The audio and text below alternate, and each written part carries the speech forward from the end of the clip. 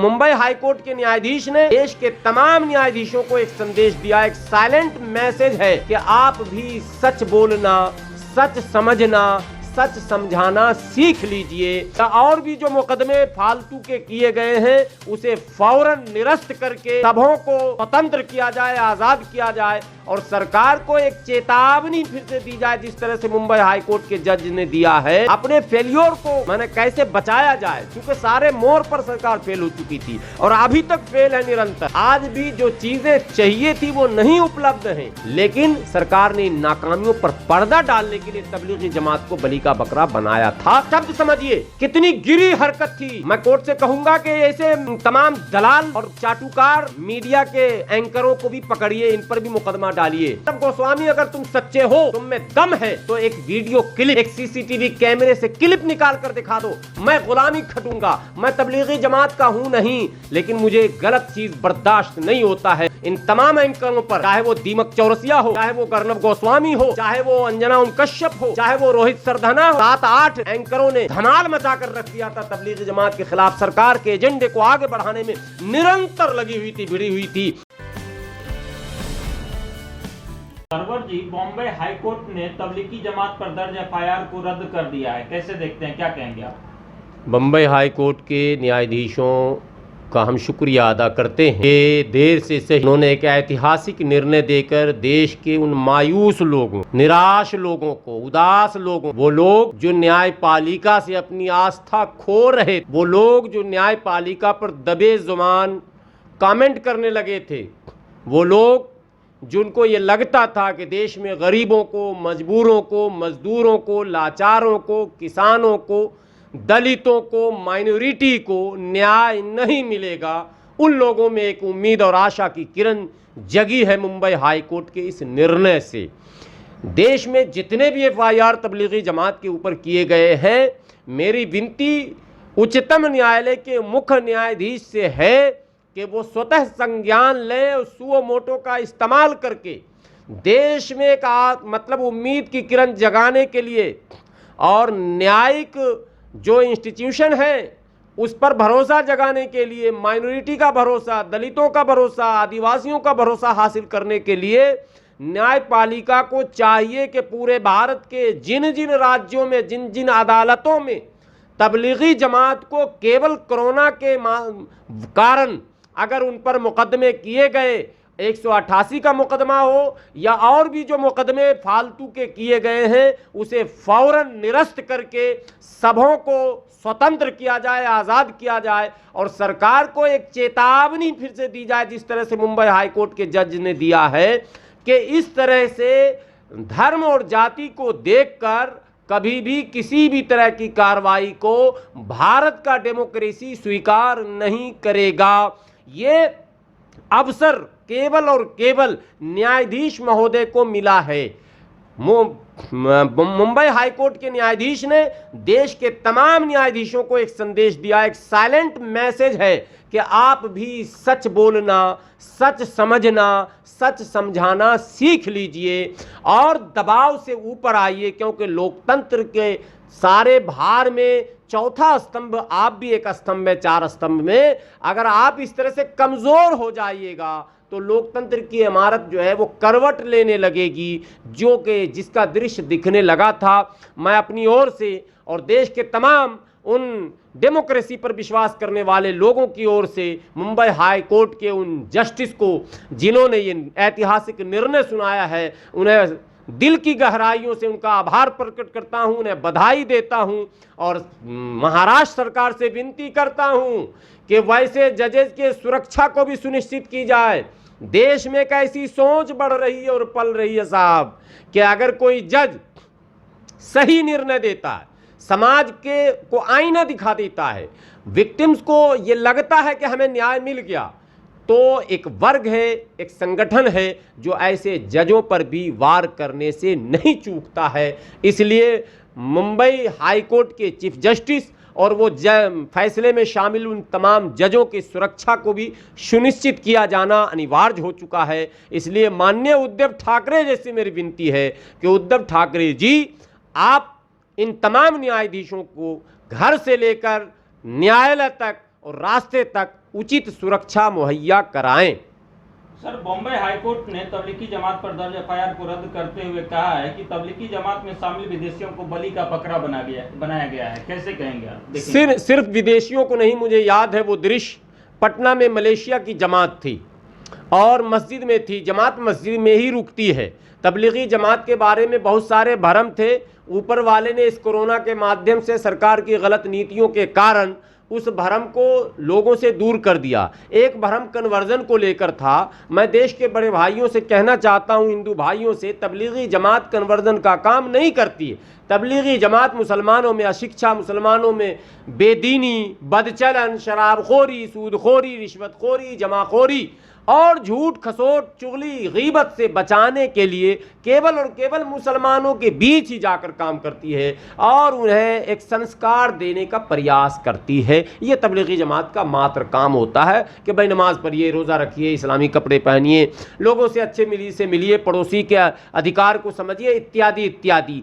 तो उसको इस दृष्टि से आपको देखना नहीं चाहिए। तब मैंने पटना में एक दृश्य देखा साहब, आपको मैं क्या बताऊं आनंद जी, पटना में जब वो जमात मस्जिद से पुलिस उसे निकाल रही थी तो हमारे हिंदू भाई नादान थे, वो उन्हें नहीं पता, उनके दिमाग में जो बातें डाली गई गलत डाली गई, गाली बक रहे थे। देखो देशद्रोही जा रहा, वो वीडियो आज भी मेरे पास, देशद्रोही जा रहा, गद्दार जा रहा है, ये कोरोना जा रहा है, कोरोना यही फैला रहा था। ये पटना की बात मैं कर रहा हूं। पटना मस्जिद में मलेशिया की जमात आई हुई थी उस समय, जिस समय पूरे देश की मस्जिदों में छापेमारी हो रही थी और एक हू का आलम था। मुसलमानों को ये लग रहा था कि मेरा जीना दोभर हो गया, मेरी जमीनें तंग कर दी गई, मेरे मस्जिदों में छापेमारी हो रही, मेरे इमाम के साथ दुर्व्यवहार हो रहा, मेरे मुअज्जिन के साथ दुर्व्यवहार हो रहा और कहीं कहीं जो है बल का प्रयोग हो रहा है, इनके साथ जबरन इनसे उगलवाया जा रहा है। इमामों से कहा जा रहा बताओ कहां है तबलीगी जमात छुपा हुआ, इत्यादि इत्यादि।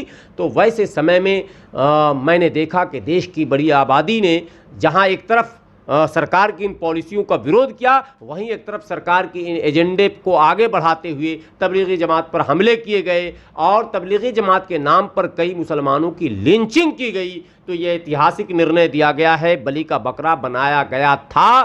सरकार ने अपनी नाकामियों को छुपाने के लिए, अपने नाकामियों पर पर्दा डालने के लिए, अपने फेलियर को माने कैसे बचाया जाए, चूंकि सारे मोड़ पर सरकार फेल हो चुकी थी और अभी तक फेल है निरंतर। आज भी जो चीजें चाहिए थी वो नहीं उपलब्ध हैं, लेकिन सरकार ने इन नाकामियों पर पर्दा डालने के लिए तबलीगी जमात को बलि का बकरा बनाया था। कोर्ट ने बिल्कुल सही कहा।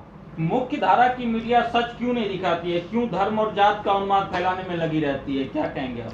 देखिए, मैं एक बात, आपने मीडिया की बात कर दी, मैं आपको बता रहा हूं, अर्नब गोस्वामी, मैं नाम लेता हूं, मेरी एक आदत है, लोग छुप के बोलते हैं। अर्नब गोस्वामी के एक डिबेट में मैं गया और उसने 15 मिनट तक लेक्चर सुनाया। पूछता है भारत, कहा कि तबलीगी जमात के लोग जहां उनको आइसोलेट किया गया था, क्या कहते हैं, बहुत पॉश कॉलोनी है उत्तम नगर के पास, द्वारका में एक सेंटर था और एक गाजियाबाद में सेंटर था। इन दो सेंटरों के विषय में अर्नब गोस्वामी ने कहा, मैं था उस डिबेट में हाजिर, कि वो तबलीगी जमात के लोग पन्नी में लैट्रिन, देखिए शब्द समझिए कितनी गिरी हरकत थी। मैं कोर्ट से कहूंगा कि ऐसे तमाम दलाल और चाटुकार मीडिया के एंकरों को भी पकड़िए, इन पर भी मुकदमा डालिए।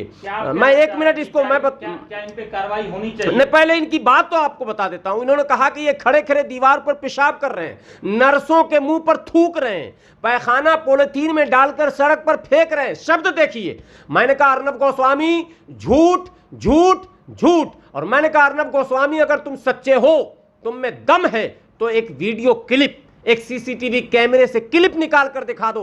मैं गुलामी खटूंगा, मैं तबलीगी जमात का हूं नहीं, लेकिन मुझे गलत चीज बर्दाश्त नहीं होता है। गलत किसी के ऊपर भी हो देश में, मैं उसे गलत कहकर दम लूंगा, चाहे गलत करने वाला कितना ही भी बलशाली क्यों ना हो। मैंने तब भी कहा था, आज भी कह रहा हूं, इन तमाम एंकरों पर, चाहे वो दीमक चौरसिया हो, चाहे वो अर्नब गोस्वामी हो, चाहे वो अंजना ओम कश्यप हो, चाहे वो रोहित सरधना हो, चाहे वो एक जो खान साहब जो है बड़ी एक्टिंग कर रही थी एबीवीपी की, रोमाना खान, और एक और भी है, मैं नाम भूल जाता हूं, ये 7-8 एंकरों ने धमाल मचा कर रख दिया था तबलीगी जमात के खिलाफ। सरकार के एजेंडे को आगे बढ़ाने में निरंतर लगी हुई थी, भिड़ी हुई थी।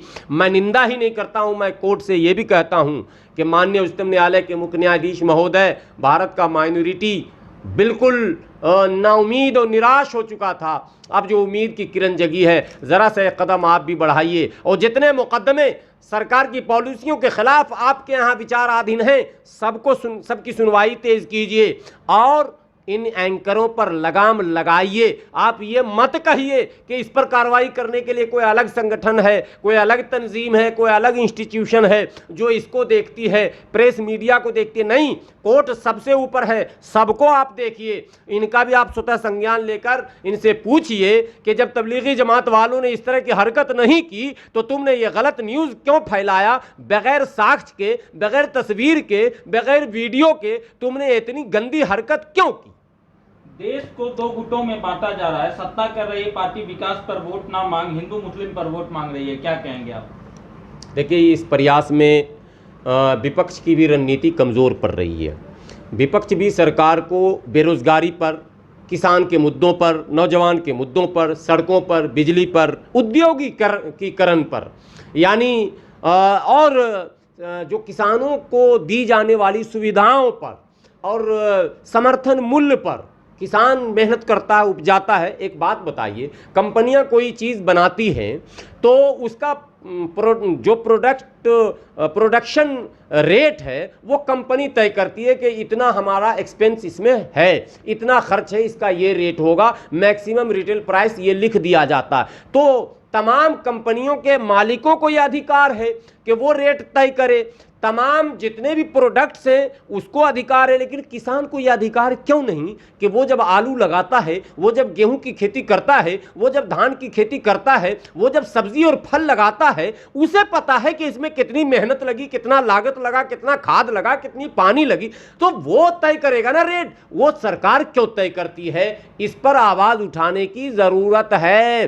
किसानों को समर्थन मूल्य आप क्यों दोगे? किसान बताएगा कि गेहूं पैदावार इतने में तैयार हुआ और इतना बेनिफिट मुझे चाहिए और ये रेट होना चाहिए। रेट आप तय करेंगे, सब्जी के रेट आप तय करते, फल के रेट आप तय करते, गल्ले और अनाज का रेट आप तय करते। ये आपने किसानों के साथ ही ऐसा क्यों किया?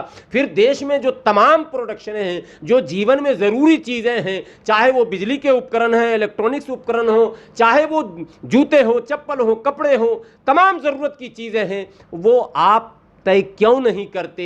अगर फर्नीचर की कंपनी है वो उस पर स्टिकर चिपकाती है कि ये फर्नीचर इतने का बिकेगा, फ्रिज वॉशिंग मशीन का रेट कंपनी तय कर रही है, चश्मे घड़ी मोबाइल का रेट कंपनी तय कर रही है, कुर्सी टेबल का रेट कंपनी तय कर रही है, मोटरसाइकिल और 4 व्हीलर का रेट कंपनी तय कर रही है, तो फिर गल्ले और अनाज का रेट किसान क्यों न तय करे? तो विपक्ष इस मुद्दे को क्रिएट करने में फेल रहा और ये हर चीज को संप्रदायों में बांटकर, जातियों में बांटकर एक वर्ग विशेष को माने पोलराइज करके, ध्रुवीकरण करके सरकार बनाने में ये सफल होते रहे। आज भी अवसर है विपक्ष जो है धर्म जाति से ऊपर उठ जाए और वो कॉमन इश्यूज पर, कॉमन मुद्दे पर बिल्कुल लड़ाई लड़े। कॉमन इश्यूज जो है वो रोजी के हैं, रोटी के हैं, पढ़ाई के हैं, लिखाई के हैं, दवाई के हैं, किसान के हैं, जवान के हैं। इन मुद्दों पर सरकार को आप घेरिए, सरकार से सवाल कीजिए और जनता के बीच इस मुद्दों को लेकर जाइए कि हम चाहते हैं 24 घंटे आपको बिजली भी मिले और सस्ती भी मिले। हम चाहते हैं सड़क अच्छी भी हो और सड़क की क्वालिटी भी हो, टिकाऊ भी हो। ऐसा ना हो कि उद्घाटन किया जाए और पुल जो है वो दह जाए, जो हो रहा साहब, मैं आरोप नहीं लगा रहा हूं। तो ये क्यों हो रहा है? इस पर विपक्ष को घेरना चाहिए। हिंदू मुसलमान मत कीजिए, अपर कास्ट लोअर कास्ट मत कीजिए, जाति और धर्म से ऊपर उठकर कॉमन पॉलिटिक्स की बुनियाद आप देश में डालिए ताकि उस तरह की सोच पर लगाम लगाया जा सके। बहुत बहुत धन्यवाद सरवर जी।